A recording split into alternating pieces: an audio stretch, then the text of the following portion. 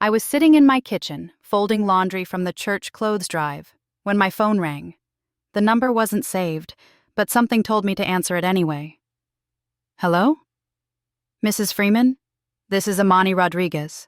I was the photographer at your daughter Tamara's wedding back in March. My hands stopped mid-fold.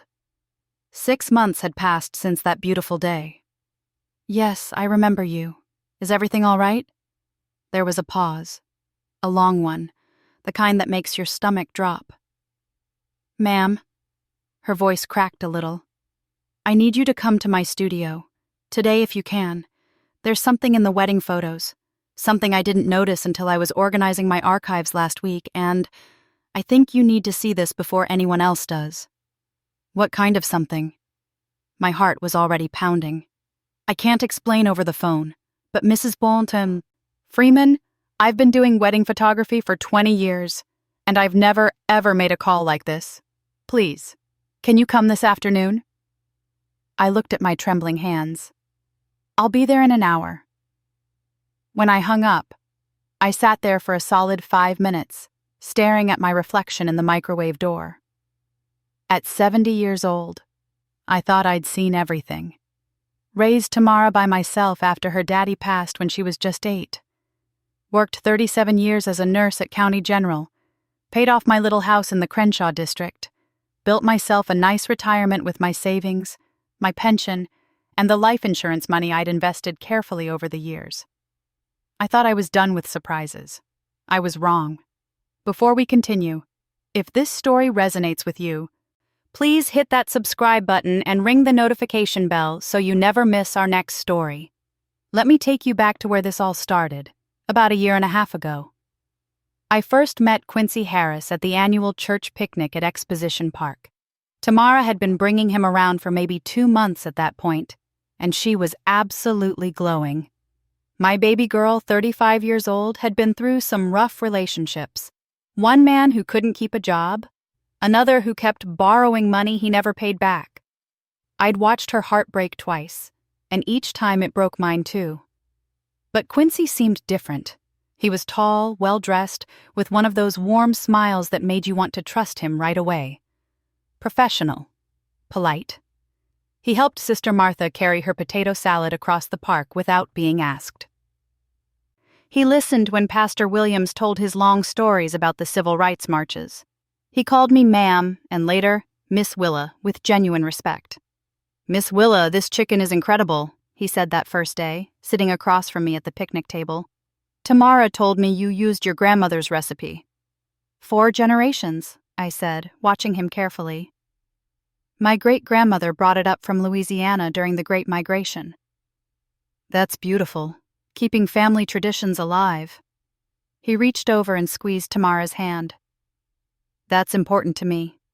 Family. Roots. Taking care of the people you love. I saw how he looked at my daughter. Or at least, I thought I saw love there. What is it you do, Quincy? I asked. I'm a financial advisor, Miss Willa. I help people plan for retirement, manage their investments, make sure their money works for them instead of the other way around. He smiled. Actually, I specialize in helping seniors protect their nest eggs. Too many people work their whole lives and then get taken advantage of in their golden years. I can't stand that.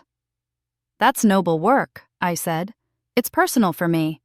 My own grandmother lost almost everything to a scam artist when I was in college. I watched what it did to her, the shame and fear. That's why I got into this business, to protect people like her, people like you. Red flag number 1. I didn't see it then. Over the next few months, Quincy became part of our family. He'd come to Sunday dinners at my house. He'd show up at Tamara's apartment with flowers just because. He met my church friends, my neighbors, the ladies from my quilting circle. Everyone loved him. That man is a keeper, my best friend Rosetta said after meeting him. Girl, if Tamara doesn't marry him, something's wrong with her. 6 months into their relationship, Quincy proposed. Tamara called me crying happy tears. The wedding was set for March, just 9 months away. That's when the financial conversation started. It was subtle at first. We were having dinner at Tamra's place, and somehow the conversation turned to retirement planning. "Miss Willa, I hope you don't mind me asking," Quincy said, "but have you looked at your investment portfolio recently? The market's been volatile. I'd hate to see you lose value in your retirement accounts." "I'm doing just fine," I said. "My financial advisor checks in with me every quarter." That's good. He nodded.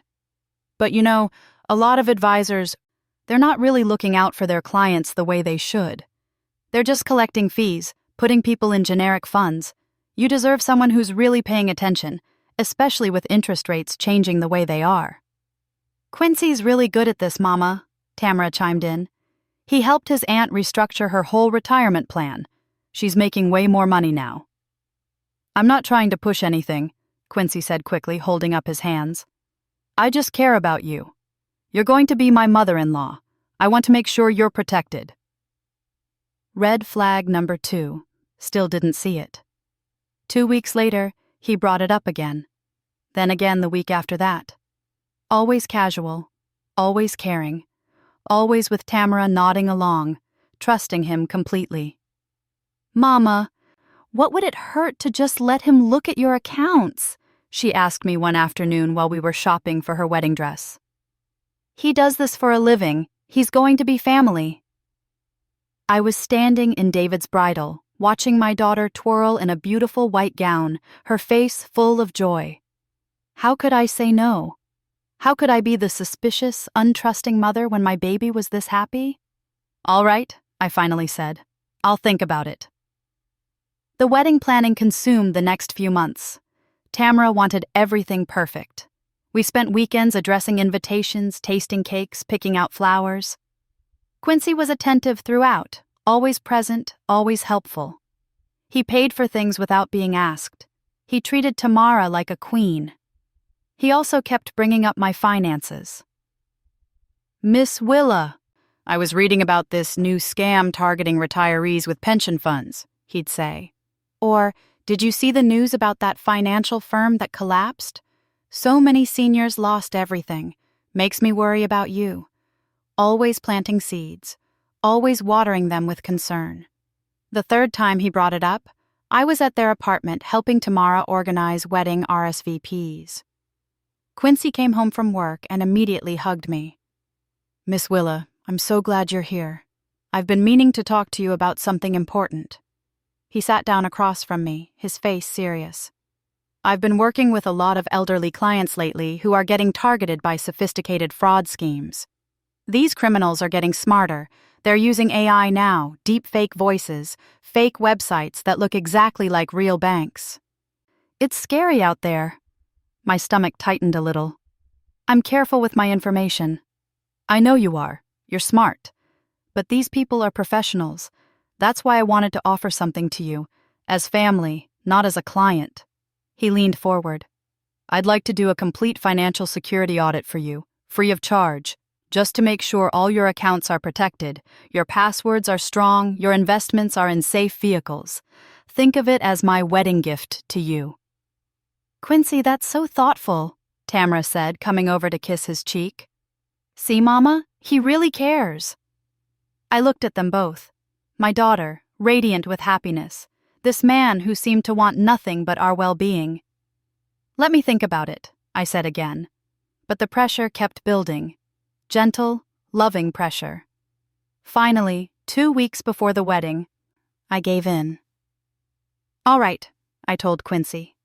"You can look at my accounts. But I'm not making any changes without talking to my current advisor first." "Of course not, Miss Willa. I'm just here to help. To make sure you're protected." His smile was warm, trustworthy. That night, I gave him my account information. Not my passwords, but enough for him to access the basic details of my retirement accounts, my pension, my savings. I told myself it was fine. He was going to be my son-in-law. Family helps family. Red flag number 3, 4, and 5. I was blind to all of them. The wedding was beautiful. Tamara looked like an angel. Quincy cried when he saw her walking down the aisle. I cried too, thinking about how my late husband would have been so proud to walk our daughter down that aisle. Instead, it was her Uncle Curtis, my brother, who did the honors. The reception was at the Crenshaw Christian Center's banquet hall. 200 people came. The food was catered by my cousin's soul food restaurant. The DJ played everything from Motown to current hits. I danced with Tamara. I danced with Quincy.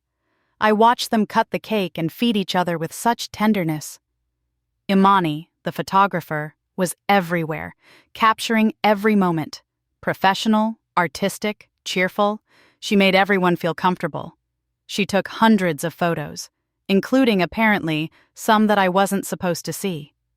After the wedding, life settled into a new rhythm.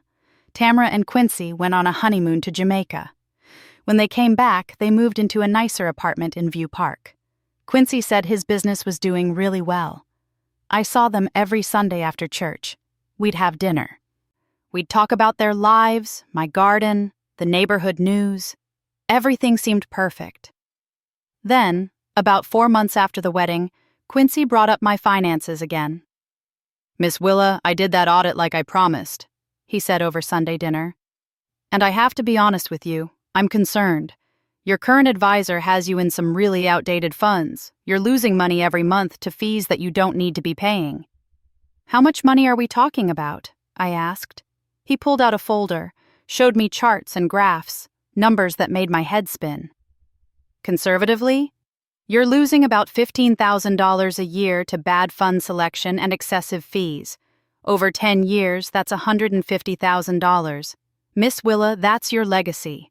That's money you could leave to Tamara, to your future grandchildren." Tamara's eyes got big. "Mama, that's so much money." "Now, I'm not saying you should move everything to me," Quincy continued.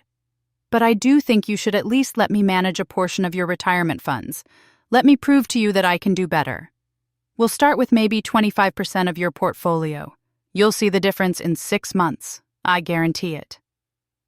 Something in my chest tightened, something that felt like warning. But I looked at Tamara's face, trusting and hopeful. I looked at Quincy, earnest and professional. I thought about those numbers on the page. "I need to pray on it," I said. "Of course," Quincy said. "Take all the time you need.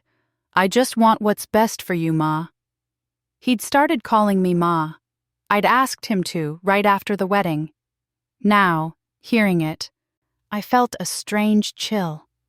That night, I couldn't sleep. I kept thinking about those numbers, about that folder, about the way Quincy had looked at me when he said, "Your legacy." The next morning, I called my real financial advisor, the one I'd worked with for 15 years. "Willa, your accounts are fine," he said. "You're not losing $15,000 a year in fees. Not even close. Your returns have been solid. Whoever told you that is either mistaken or lying to you." My blood went cold. "You're sure?" "Positive. I can send you a detailed breakdown if you want. But Willa, if someone's trying to convince you to move your money to them, please be careful. There are a lot of scams out there targeting retirees." I hung up and sat very still. Quincy had lied to me, created fake charts, invented losses that didn't exist. But why? He was successful. He didn't need my money. Unless he wasn't successful at all. Unless everything was a lie. I didn't confront him. Something told me not to.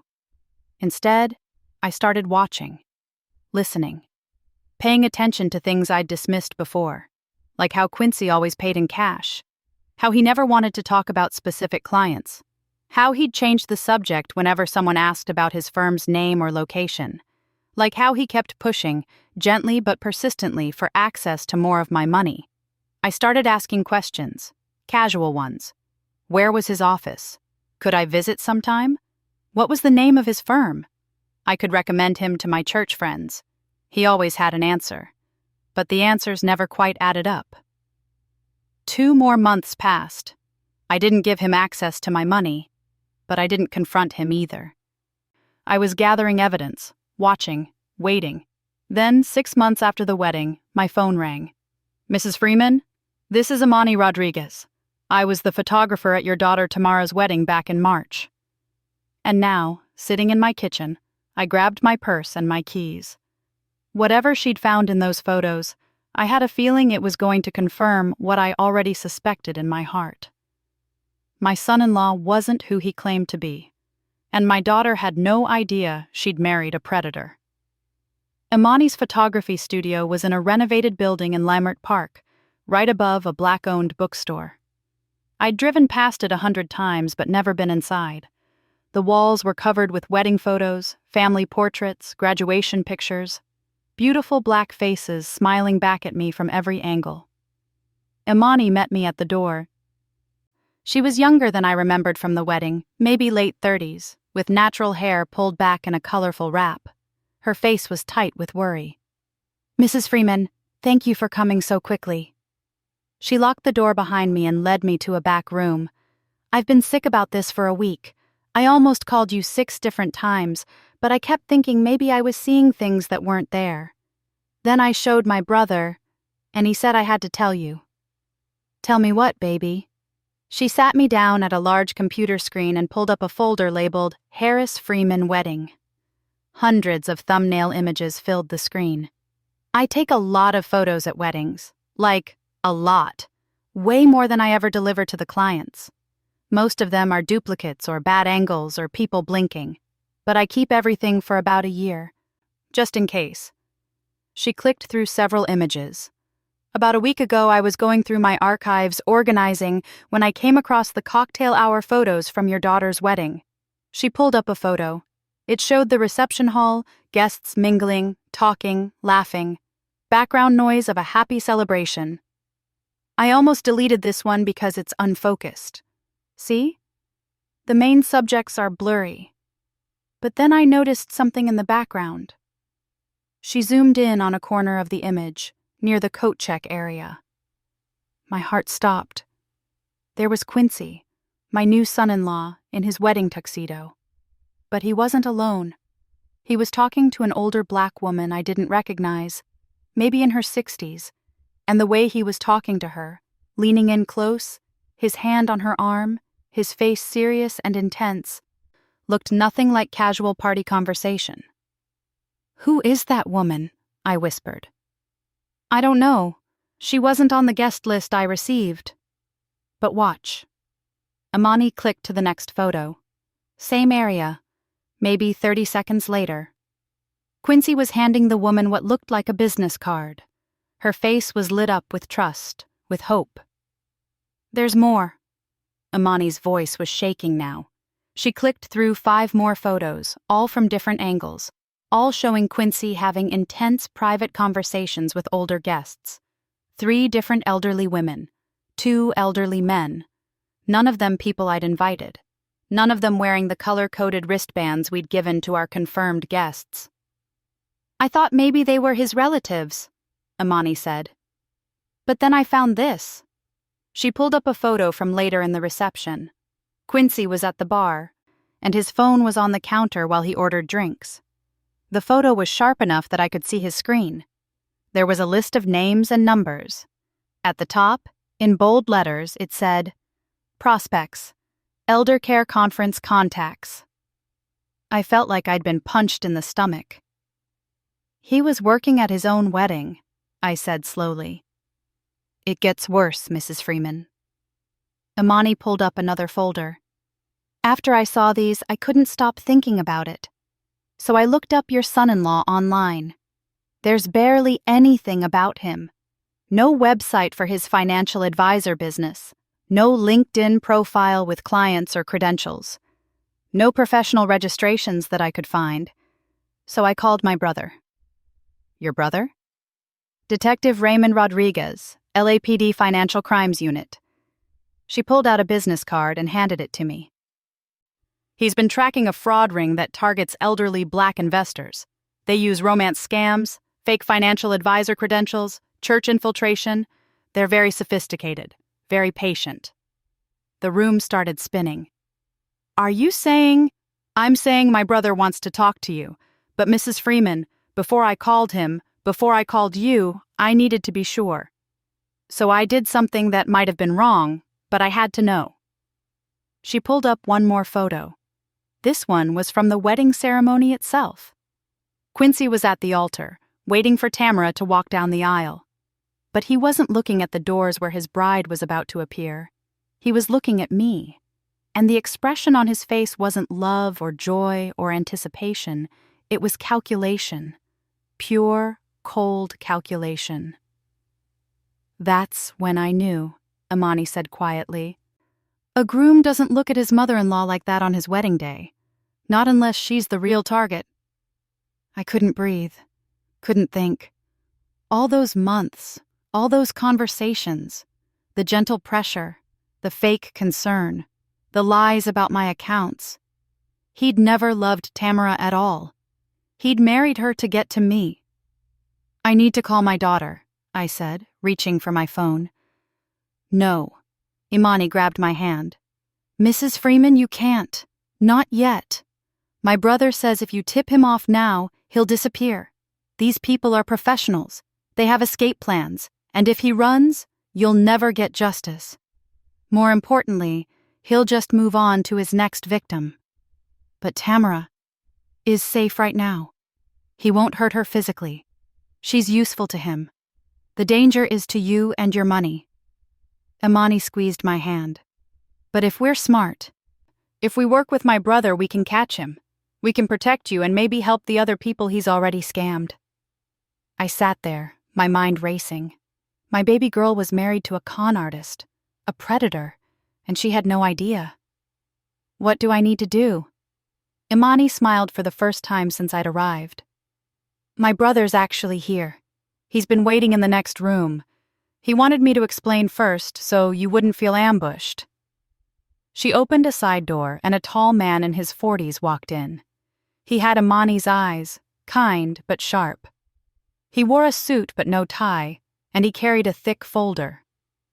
"Mrs. Freeman, I'm Detective Raymond Rodriguez. I'm sorry we're meeting under these circumstances, but I'm glad my sister called you when she did." He sat down across from me. "Ma'am, I've been investigating Quincy Harris for almost 8 months. He's part of a sophisticated fraud operation that's stolen over $2 million from elderly victims in the past 3 years. $2 million, I repeated, numb. That we know of. There are probably more victims who haven't come forward out of shame." He opened the folder and showed me photos, mugshots, case files. Quincy Harris isn't even his real name. He was born Lawrence Bennett in Atlanta. He's got priors for identity theft and wire fraud. He served 2 years in Georgia, got out 5 years ago, and since then he's been running this operation. But how? I checked him out. My daughter checked him out. He's very good at creating false identities, fake credentials, fake references. He pays people to pretend to be satisfied clients. He builds trust slowly, infiltrates communities, especially churches. Raymond pulled out more documents. He's had at least 3 fake marriages that we know of, divorced all of them after he cleaned out their family's accounts. I felt sick. Tamara is his 4th. Yes, ma'am. And from what we've pieced together, you're the biggest target he's ever gone after. Your retirement fund, pension, life insurance, home equity. Combined, you're worth about $1.2 million. How do you know that? Because he filed a preliminary access request with a fraudulent investment firm he controls. He's laying groundwork to convince you to transfer everything to him. Once he has control, the money disappears into offshore accounts within hours. By the time you realize what's happened, he's gone. I closed my eyes, saw Tamara's face on her wedding day, saw her happiness, her trust. "What's your plan, Detective?" Raymond leaned forward. "Here's where we are. We know what he's doing, but we need concrete evidence. We need him on tape admitting to the fraud. We need documentation of his real identity and his criminal intent. If we arrest him now, a good lawyer might get him off. But if we catch him in the act, With clear proof of conspiracy to commit fraud, we can put him away for 15 to 20 years. And how do we do that? We need you to pretend to fall for his scheme. I looked at him, at his sister, at the photos on the screen showing my son-in-law working his victims at his own wedding. Tell me what to do. For the next 2 hours, Raymond laid out the plan. It was risky. It required me to be a better actor than I'd ever been in my life. I'd have to pretend to trust Quincy. Pretend to believe his lies. Slowly, carefully, let him think he was winning. The key is patience, Raymond said. You can't rush it. If you suddenly agree to give him everything, he'll get suspicious. You have to let him convince you gradually. Let him think he's earning your trust. How long? Maybe a month, maybe 2. However long it takes for him to fully commit to the crime. Once he starts the transfer process, once he thinks the money is his, that's when we move in. What about Tamara? How do I look at her every Sunday and not tell her the truth? Raymond's face softened. I know that's the hardest part, Mrs. Freeman. But your daughter loves him. If you tell her, she might not believe you. She might warn him, even accidentally. And then everything falls apart. She's going to hate me, I whispered. When this all comes out, when she realizes I knew and didn't tell her, she's going to hate me. Maybe at first, Amani said gently, but eventually she'll understand you were protecting her, protecting everyone he might hurt next. I thought about my daughter, about the little girl who used to crawl into my bed during thunderstorms, about the teenager who brought me dandelions and called them flowers, about the woman who'd cried in my arms after her last breakup, saying she'd never find love. All right, I said. I'll do it. Raymond pulled out a small device, no bigger than a button. This is a recording device. We'll need you to wear it whenever you're meeting with Quincy to discuss finances.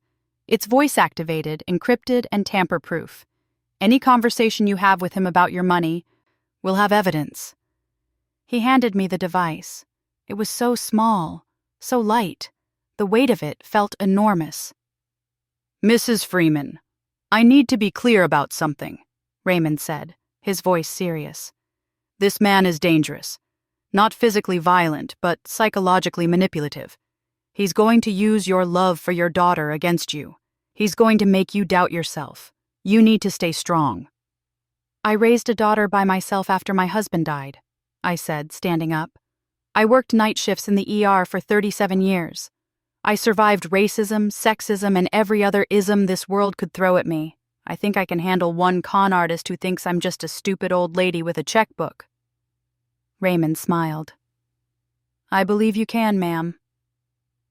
As I drove home that evening, my mind was spinning.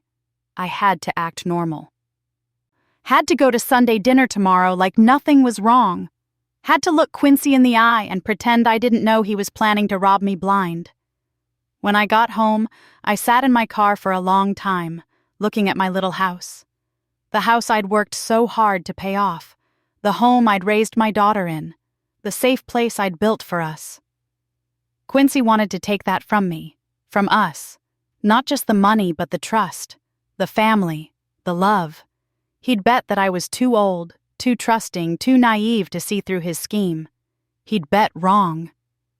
I pulled out my phone and called Rosetta. Girl, you sound strange, she said immediately. What's wrong? I need you to do something for me, and I need you not to ask questions.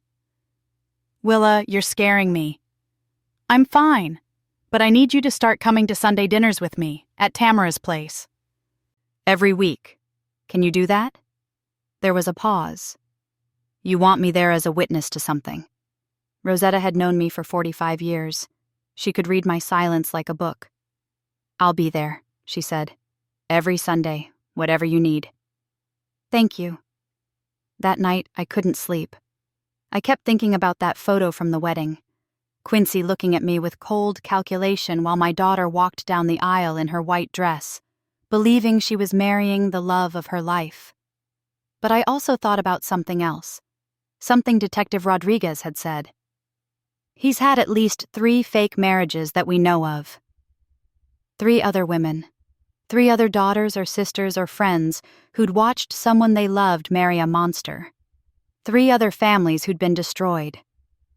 I couldn't let there be a 4th. Around midnight, I got up and went to my spare bedroom, opened the closet where I kept old photo albums and memory boxes.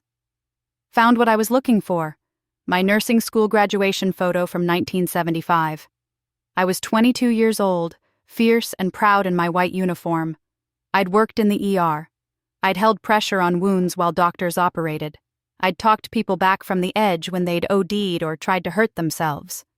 I'd seen violence and addiction and every kind of human suffering, and I'd never once backed down. I wasn't about to start now. I put the photo on my nightstand where I could see it every morning. A reminder of who I was, who I'd always been. Not a victim, not a mark, not a foolish old woman. A survivor, a fighter, a protector. Quincy Harris thought he was the predator in this story. He was about to learn what it felt like to be prey. The next Sunday, I walked into Tamara's apartment wearing that tiny recording device pinned inside my church blouse. My heart was pounding, but my face was calm. Rosetta was right behind me, carrying her famous peach cobbler. "Mama, Miss Rosetta!" Tamara hugged us both. "I'm so glad you could come too, Miss Rosetta. The more the merrier." Quincy came out of the kitchen, all smiles. "Miss Willa, Miss Rosetta, welcome. I made my special jerk chicken today." I looked at him, really looked at him. Saw the performance for what it was, the warm smile that didn't reach his eyes, the calculated charm, the way he touched Tamara's shoulder with just the right amount of affection. "Smells wonderful, son," I said, and watched his face light up at the word son. Hook set. Over dinner I played my part perfectly, laughed at his jokes. Asked about his work, mentioned casually that I'd been thinking more about what he'd said about my retirement accounts. "You know, Quincy, I talked to my financial advisor like you suggested," I said, putting down my fork. "And you were right. He got defensive when I asked about the fees. Made me wonder what else he's not telling me." Quincy's eyes sharpened, just for a second. Then the mask was back. "I'm sorry to hear that, Ma, but I'm not surprised. A lot of these old-school advisors, they don't like when clients start asking questions." "That's exactly what happened," I said. "He talked down to me, treated me like I was too old to understand my own money." That was a lie. My advisor had been patient and clear, but Quincy didn't need to know that. "You deserve better than that," Quincy said, leaning forward. "You worked too hard for too long to be disrespected." "I've been thinking," I said slowly, like the words were difficult. "Maybe I should let you take a look at managing some of my portfolio, like you suggested. Just a small portion, to start." Tamara's face lit up. "Oh, Mama, that's wonderful. Quincy's going to take such good care of you." Quincy reached across the table and squeezed my hand. "Ma, I promise you won't regret this. I'm going to treat your money like it's my own mother's." That's what I'm afraid of, I thought. But out loud I said, "I trust you, son." The recording device captured every word. Over the next 3 weeks, Quincy and I had 5 more financial planning meetings. Each one, I wore the wire. Each one, he revealed a little more of his true self. The first meeting was at a coffee shop in Baldwin Hills. He brought folders, charts, a laptop. Showed me projections that looked impressive, but were completely fabricated. I let Detective Rodriguez verify that later. "See, Miss Willa, if we move your funds into these high-yield accounts I manage, you could see returns of 15 to 20% annually. That's almost triple what you're making now." "That sounds too good to be true," I said, playing skeptical. "It does sound that way, doesn't it?" He smiled. "But that's because most advisors are lazy. They put everyone in the same basic index funds and call it a day. I do active management. I watch the market every single day. I move money around to catch the best opportunities." All lies. Detective Rodriguez had confirmed Quincy had no legitimate investment accounts at all. What would I need to do? I asked. Just sign some transfer paperwork. I'll handle everything else. Your money will be in a secure FDIC-insured account under your name. You'll still have full access, but I'll be managing it, making sure it's working hard for you. More lies. The secure account was actually a shell company in the Cayman Islands. Once the money transferred, it would vanish in hours. Let me pray on it, I said. By the third meeting, Quincy was getting impatient. I could feel it, even though he hid it well. The mask was slipping, just slightly. Miss Willa, I don't mean to pressure you, he said, though that was exactly what he was doing. But the market window we talked about is closing. If we don't move soon, you're going to miss this opportunity. I know. It's just a big decision. Is there something holding you back? Some concern I haven't addressed? His voice had an edge now, sharp. Because if you don't trust me, Ma, just say so. I'm trying to help you here. There it was, the first crack in the facade, the first glimpse of anger. No, I trust you, I said quickly. It's just scary, moving so much money at once. He softened immediately, but I'd seen the flash of his real personality, the entitled frustration of a con artist who thought his mark was taking too long. Detective Rodriguez was pleased when I played him the recording. He's getting desperate, Raymond said. We were meeting in his sister's studio again, reviewing the evidence. That's good. Desperate people make mistakes. How much longer? I asked.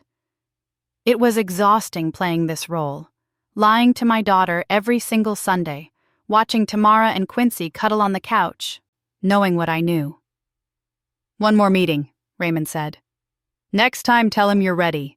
Tell him you want to transfer everything. He'll set up the paperwork, and that's when we get him. The moment he initiates a fraudulent transfer of your funds, we move in. What about Tamara? She'll be there when we arrest him. I'm sorry, Mrs. Freeman, but she needs to see it happen.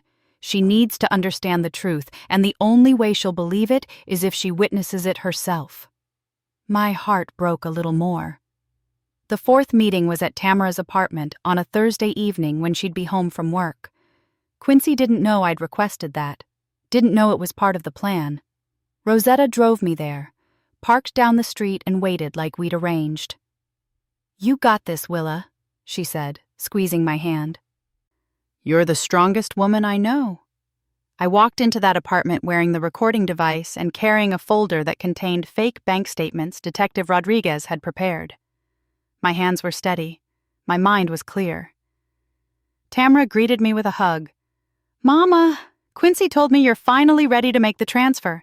I'm so proud of you for taking this step. Well, you've got a smart husband, I said. I should listen to him. We sat at the dining table. Quincy pulled out his laptop and a stack of papers that looked official but were completely fraudulent. Transfer authorization forms, account agreements, all fake. All right, Ma, this is simple, he said, his voice smooth and confident. You just sign here, here, and here. I'll need your account numbers and routing information, and your online banking password so I can initiate the electronic transfer. The whole process takes about 2 business days, and then your money will be safe in the new high-yield account. And I'll be able to access it whenever I want? I asked. Absolutely. You'll have a debit card, online access, everything. The only difference is I'll be managing the investments behind the scenes to maximize your returns. I picked up the pen, looked at the papers, looked at my daughter's hopeful face. Before I sign, I said slowly, I just want to make sure I understand. You're saying my money will be in an account in my name, FDIC insured, and I'll have full access? That's right. And this firm you work for, what's it called again? A flicker of annoyance crossed his face. Horizon Wealth Management. I've told you that 3 times. Ma. Right. And they're registered with the SEC? Of course. He was getting tense now. Ma, are you having second thoughts? Because if you don't trust me... I just want to be sure. You understand. It's my life savings. I know that. Which is exactly why I'm being so careful with it. Why I'm offering you this opportunity. He put his hand over mine, and it took everything in me not to pull away. Ma, I married your daughter. I'm family now. I would never do anything to hurt you or her. You have to believe that. The recording device captured every syllable of that lie. Okay, I said. I believe you. Let's do this. I started filling out the forms, writing down my account numbers, my routing information. Then I stopped. Actually, Quincy, there's one thing that's bothering me. What's that? His voice was tight with forced patience. I called Horizon Wealth Management. The number you gave me. Nobody answered. The voicemail box was full. The room went very still. That's because we're a small firm, Quincy said quickly. The receptionist only works part-time. You must have called during off hours. So I looked you up online. There's no website, no business registration in California, no listing with the SEC or FINRA. I looked him straight in the eye. It's like your company doesn't exist, Quincy. Tamara was looking between us, confused. Mama, what are you talking about? I'm talking about the fact that your husband isn't who he says he is. Quincy stood up fast, his chair scraping back. What the hell is this? Some kind of test? You paranoid old woman? There it was. The real him. The mask completely off. His name isn't Quincy Harris, I continued, standing up too. It's Lawrence Bennett. He's a convicted felon. And he didn't marry you because he loves you, baby. He married you to get to my money. Mama, that's crazy. Tamara was crying now.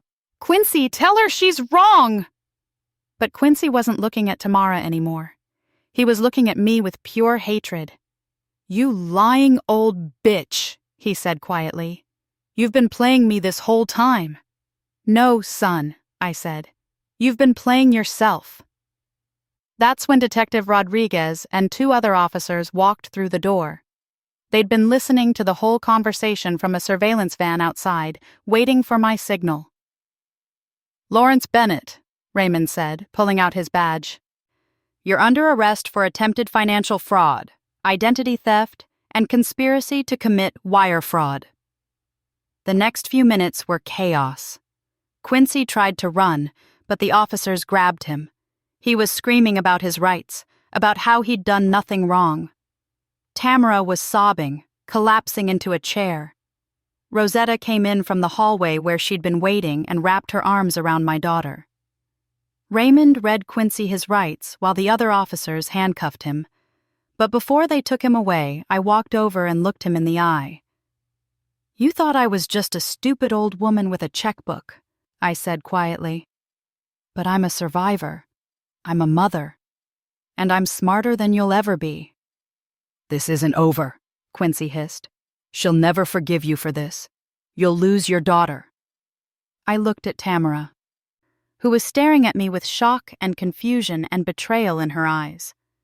Maybe, I said, but at least she'll be safe. They took him away.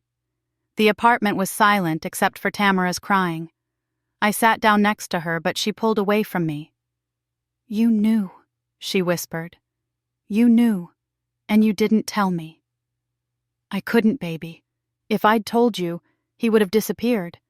He would have gone on to hurt other people. But I'm your daughter. You should have told me. You're right, I said, and I started crying too. You're absolutely right. And I'm sorry. I'm so sorry. But baby, I was trying to protect you. I was trying to save you from a man who never loved you at all. Get out. Her voice was broken. Please, Mama. Just get out. Rosetta helped me stand, and we left. I looked back once and saw my daughter crumpled on her couch, her whole world shattered. It was the hardest thing I'd ever done. The next 3 weeks were agony. Tamara wouldn't answer my calls, wouldn't respond to my texts. I'd drive by her apartment and see her car there, know she was home, but she wouldn't answer the door. Raymond kept me updated on the case. Quincy had lawyered up, but the evidence was overwhelming. The wire recordings, the fake documents, his criminal history. They'd also found 3 other victims he'd scammed in the past 2 years. Elderly people who'd lost their entire retirement savings. "He's looking at 20 years minimum," Raymond told me. "Your testimony is going to help put away a very dangerous man. You should be proud." But I didn't feel proud. I felt empty. My daughter hated me. My new son-in-law was a criminal. My family was destroyed. Then, 3 weeks and 2 days after the arrest, my doorbell rang. I opened it to find Tamara on my porch, her eyes red from crying. "Mama," she said, and collapsed into my arms. We held each other and cried for a long time. Then I brought her inside, made her tea, and we sat at my kitchen table like we'd done 1,000 times before. "Detective Rodriguez came to see me," Tamara said, her hands wrapped around the warm mug. "He showed me everything. The other victims, the fake identities, the recordings. He showed me a picture from my wedding of Quincy talking to some old woman I'd never seen before, working his con even on our wedding day. I'm so sorry, baby. I kept thinking you betrayed me, that you didn't trust me, but then I realized you saved me. If you'd told me the truth, I wouldn't have believed you. I would have defended him. I would have pushed you away, and he would have taken everything from both of us. I couldn't let that happen. The detective said there's a woman in Arizona who lost her entire pension to him. She tried to kill herself after. Another woman in Nevada lost her house. These are real people whose lives he destroyed, Mama. And I almost helped him do it to you. You didn't know.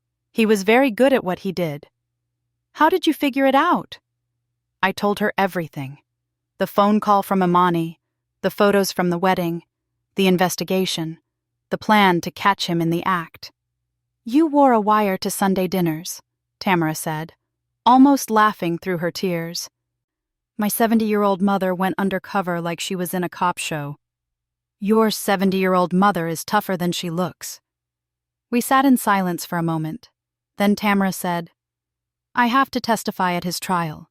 The prosecutor wants me to explain how he manipulated me, how he infiltrated our family. I have to get up in front of a courtroom and admit that I was stupid enough to marry a con artist." "You weren't stupid. You were hopeful. You wanted to believe in love. That's not a character flaw, baby. That's being human." "Will you be there? At the trial?" "Every single day." The trial was in August, 5 months after the arrest. The courtroom was packed with reporters, other victims, and curious observers. Tamara testified on the second day, and I'd never been more proud of her. She was strong, honest, and clear. She didn't make excuses for herself, but she also didn't back down when Quincy's lawyer tried to suggest she'd been part of the con. "I was a victim," she said firmly, "just like everyone else he targeted." I testified on the third day, told the jury about every lie, every manipulation, every moment of false concern, played the recordings where Quincy had tried to steal my life savings. When the prosecutor asked me why I'd gone along with the investigation instead of confronting him directly, I looked straight at the jury. "Because it wasn't just about me," I said. "It was about every other elderly person he would have targeted next, every other family he would have destroyed. I had the chance to stop him, and I wasn't going to waste it just because it was hard or scary or painful." The jury deliberated for 2 hours, found him guilty on all counts, 15 to 25 years in prison. When they read the verdict, Quincy turned and looked at me. I looked right back, unafraid. I'd won. A year later, Tamara moved back into a small apartment not far from my house. She was in therapy, working through the trauma and betrayal. She'd started dating again, slowly and carefully. Every Sunday, we had dinner together, sometimes at my house, sometimes at hers. Often Rosetta joined us. Sometimes Imani and her brother Raymond came too. "You know what's funny?" Tamara said one Sunday evening, helping me wash dishes. "I spent so much time looking for love, looking for someone to complete me, that I forgot I already had the greatest love story of my life. "What's that, baby?"